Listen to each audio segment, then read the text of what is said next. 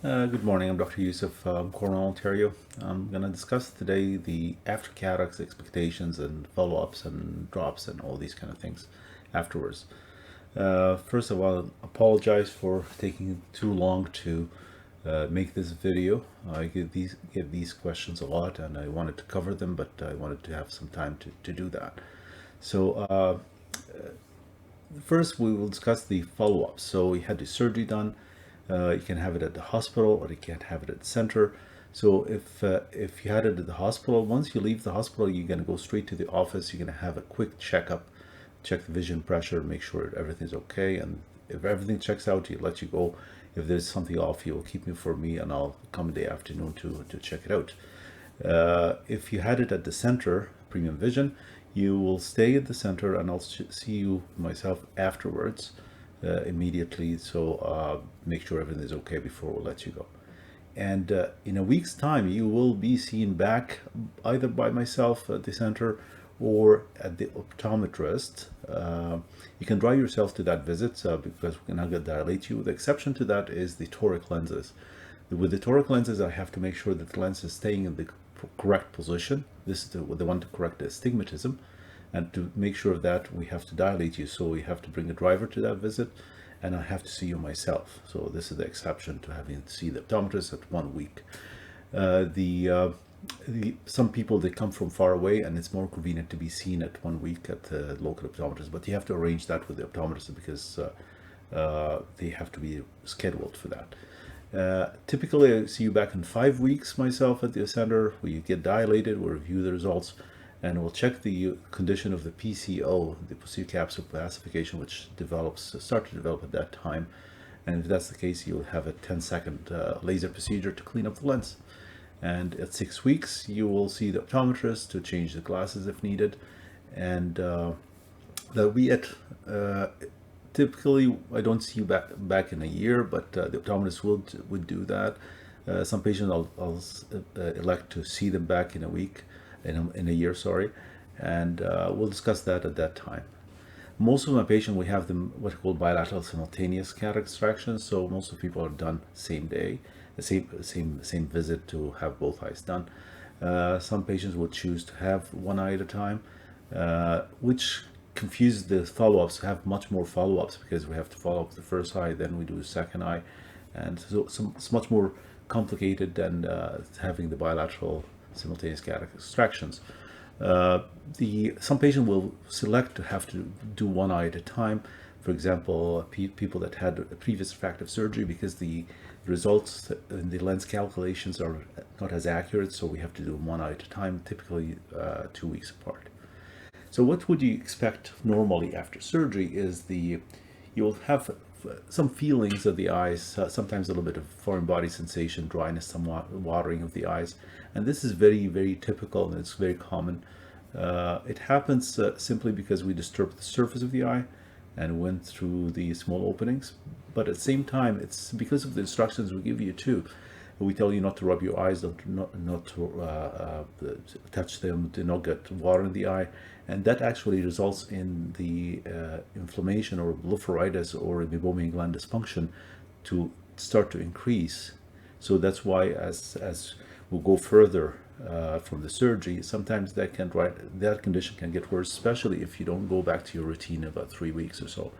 So in 3 weeks, you should be able to shower without glasses and wash your face and clean up your lids.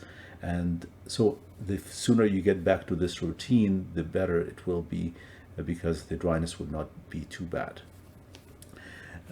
Vision. So immediately after surgery, we ask you to keep your eyes closed for about 2 hours after surgery, as much as possible, except to move around. But after that, you can actually start using your eyes. So you can start watching TV or read as tolerated. The dilation, the drops we used for the surgery, lasts about 24 hours, so you can drive after 24 hours. Most of the people are able to drive after 24 hours. The colors will be brighter because of the yellow or brown film is being gone, and it's going to be much more vibrant, the colors. Sometimes you're light sensitive because of the dryness too. So the do's and don'ts. So it's okay to bend over, lift heavy. If the surgery went well, The lens is in good position. It's not a problem to bend over, lift heavy. You can shower with it with goggles so they don't get water in the eyes. You can drive within 24 hours and read and watch TV within 2 hours as tolerated. But it's not okay to rub your eyes. It's not allowed. It's you should not do that. You can open the wounds. So the wounds are self-sealing. We don't suture them. So if you rub your eyes or put pressure on the eye, you will open the wound and you allow the eye to deflate. And when it inflates again, it will suck water or tear film liquids from the outside, which has bacteria. You end up in an infection. So you should not do that. And that will bring me to the point of the protection. So after the surgery, when you leave the hospital or the center, you will have protective glasses like these. So you have them those this way. At the hospital, you might be getting these. So this is the shield that you will be leaving the hospital with. You can see through it. You can see it's open and there's some holes in it. So you can actually put it. It doesn't fog too much because of the holes. And this way you will protect your eyes.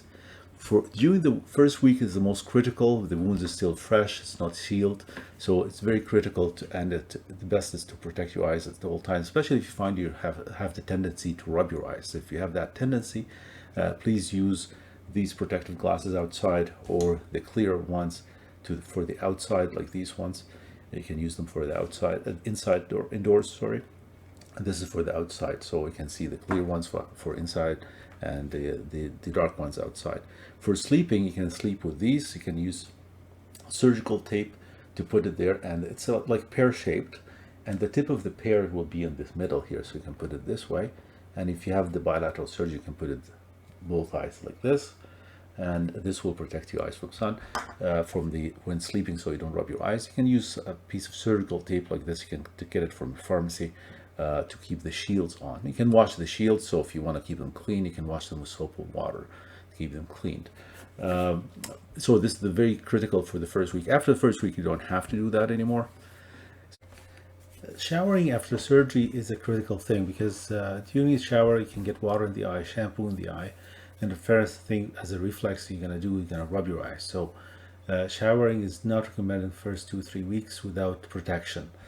Of course, I want you to shower. I don't want to see you if you don't shower. So you can use something like this to protect your eyes so there's no water will get into the eye. You can use the big ones like these ones. The small ones, the problem with them is that they can sometimes fit and press on the eyeball itself. So if you want to get the smaller one, the swimmer's goggles, you can use them, but you have to make sure that they are resting on the bone rather than on the eyeball itself. So be careful with that. But I would recommend those ones, the bigger ones. They will cover much more and protect much more. It's not convenient. The other way to can shower without goggles is ladies can wash their hair backwards. So you sit in front of the sink and you wash your hair backwards rather than having the water going through on the eyeball itself. Okay, so that's about showering after surgery. And that's for 2 or 3 weeks. So for drops, I get that question a lot. So for dropless procedures, which most of my cases are dropless, so we do the injections during the procedure. So some of the clear component will be injected inside the eye, which is a super dose of antibiotics to prevent infection. And we will inject the long-acting medication on the outside. So in the bottom of the lids, you will see a white patch in the bottom. Here, if you pull the lid down, you'll see a white patch, and this is the medication. And it's long-acting, it lasts for a few weeks to a few months sometimes, and keeps releasing the steroids and antibiotics, and just covers you for that period. So you don't need medicated drops. But this is not a replacement for lubricating drops. So if you feel dry or itchy, you can still use some of these lubricating drops to lubricate the eyes. So for a patient that didn't go for dropless, there is the standard drops. So there's Tobradex for four times a day for 2 weeks, and AccuVail, which comes as small little vials like these, and these are twice a day for 5 weeks. And this one, the AccuVail, will sting a little bit, so it's normal to sting. If you feel the stinging and bothers you, you can actually use lubricating drops first and then put the AccuVail after. We have the option of what we call mixed drops, or the mix of all drops in one. So the labeled number 1 will be used 3 times a day for 2 weeks, and then the drop number 2. After you're done the drop number 1, 2 weeks, or if it finishes before that, go to drop number 2, and you can use it twice a day for 3 weeks. And label those drops as right and left, so you don't mix them, so you don't cross-contaminate from one to the other. So about glasses, so a lot of our target as a secondary benefit of having the surgery is to have less dependence on the glasses. So we target to give you reasonable distance vision without glasses, and close-up vision you can use reading glasses. But people that chose to correct the close-up, which we can do with blended vision, so one eye for close-up, one eye for distance, takes time to adapt to this system. So what's happening is that one eye is seeing the distance, the other one is seeing close-up, and the brain has to figure out which one to use when. But meanwhile, while this is happening, the brain is trying to fuse these two images, the blurry from the clear from one eye and the blurry from the other one, and it's trying to fuse those, and that takes time for the brain to realize what to do with this. The other option to correct it was with the multifocal or extended range lenses like the Symphony and Synergy lenses. They take time to kick in for close-up, and Synergy has more power for close-up, so we can actually read immediately. And the one downside of this, or the trade-off for these lenses, is the haloing. So immediately after surgery, everybody will see halos because of the dilation, even with the regular lenses. But when the dilation goes down, regular patients usually don't see much halos, but the Symphony Synergy will see halos, and that's worse at night and gets better with time, so although it does not completely disappear. For a patient that had astigmatism, if it was corrected with toric lenses, most of the time you're able to do as other patients. You can see the distance without glasses usually, and we have the correction for close-up too sometimes. But if you didn't have correction for astigmatism and you need the correction, you will have to wait for about a month or a month and a half to get your glasses for the optometrist to be able to see clearly. Until then, your vision will be blurry. I'm going back to the lid hygiene and dry eyes, because this is the most common side effect of the cataract procedure. So again, we tell you not to touch your eyes, and you're a good patient, you're not touching your eyes. So you end up with dryness and inflammation of the lids. So the glands are in the lids, where there are about 30 glands in each lid, and those glands depend on the movement of the eye and a little bit of rubbing, a little bit of washing for them to secrete their secretions. So after surgery, you're not allowed to touch your eyes, so you're scared of touching your eyes. A lot of people, they extend that much longer than what they need, but that's why the glands start to get stagnant and start to get inflamed. So the best is to go back to doing some lid hygiene as soon as possible, like early rehabilitation of this condition. So the most important treatment for the blepharitis or meibomian gland dysfunction is the heat therapy. So what I usually recommend is to have these kind of things. These are what are beads or eye relief, multiple different ones, but you have one that's made for the eye, and it's made in cloth and not silicone. So these ones, they don't dry out significantly when you heat them up. So you put this in the microwave for 20 seconds and put it on the eye for about 5 minutes. It depends how strong is your microwave. So 20 to 30 seconds max. Don't leave it for a minute. It's going to explode. So do not leave it in the microwave for more than 30 seconds. It's going to explode, and happened multiple times before. So do not do it. So you put it on the eye for 5 to 10 minutes, and you can do that multiple times. And this will melt the oil in the glands, which now it looks like margarine. So it's going to melt the oil, and you squeeze your eyes while doing this, and you will express those glands and recover and get them to go back to normal faster. It's like rehabs after hip surgery or knee surgery. It's the same thing. I want you to go back to that thing. You can start doing that gently in a week's time to try to recover those glands. You can start cleaning up where the lashes are, where the crustaceans are, very gently away from the eye. You can pull the lid and clean up where the lashes are with the wipes. There's wipes for that, so you can do that. What comes with this is this thing here. You can put this in this bag, so you can actually easily wash this bag, and there's instructions on what to do with these, so you'll get this thing with it It comes as a package like this one. So this helps a lot to recover from the dryness that happens after surgery. So complications, we worry about multiple things with cataract surgery. Still, surgery is very safe, but we still worry about inflammation, infections, bleeding, a lot of swelling of the eye lids, and inflammation of the lids. The worst complications are infections, retinal detachment, and sometimes glaucoma can be a secondary thing.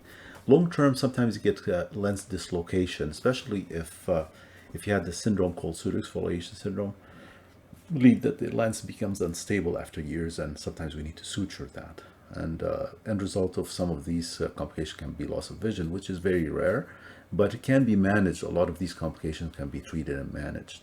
So I want you to call me immediately if you have vision loss. So vision should be improving after surgery. If it's anytime getting worse, you have to call me right away and come in, and I'll check it out and deal with whatever it is.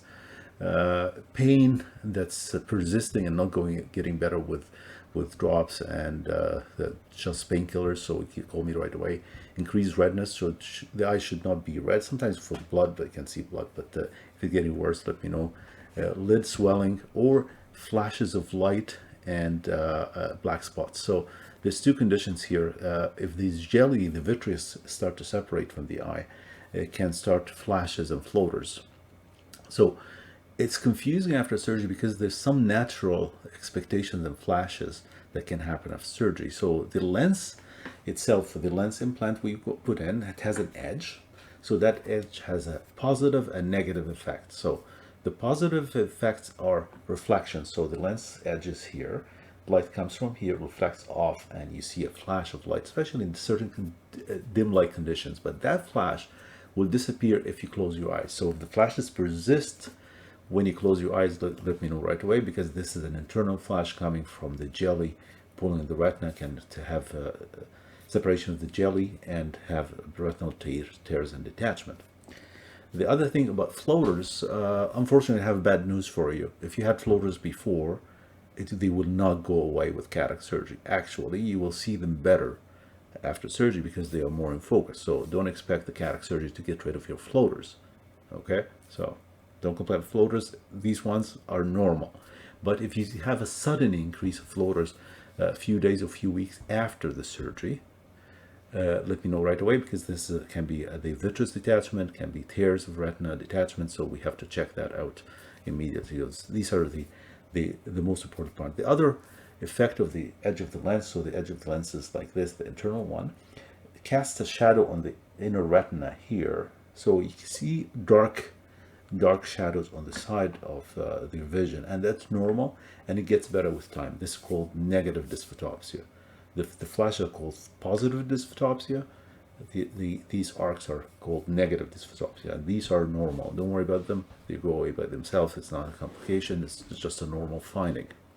So again, you call me immediately if you have vision loss, pain increasing, redness increasing, or flashes that do not go away when you close your eyes, and sudden also the floaters or spots that were not there before, especially it starts a few days after surgery. And so I think I covered everything. I have nothing else in mind to cover. Please, if you have any questions or comments, just send me a note, and I'll answer them and cover them. Okay, thank you for watching. Have a great day.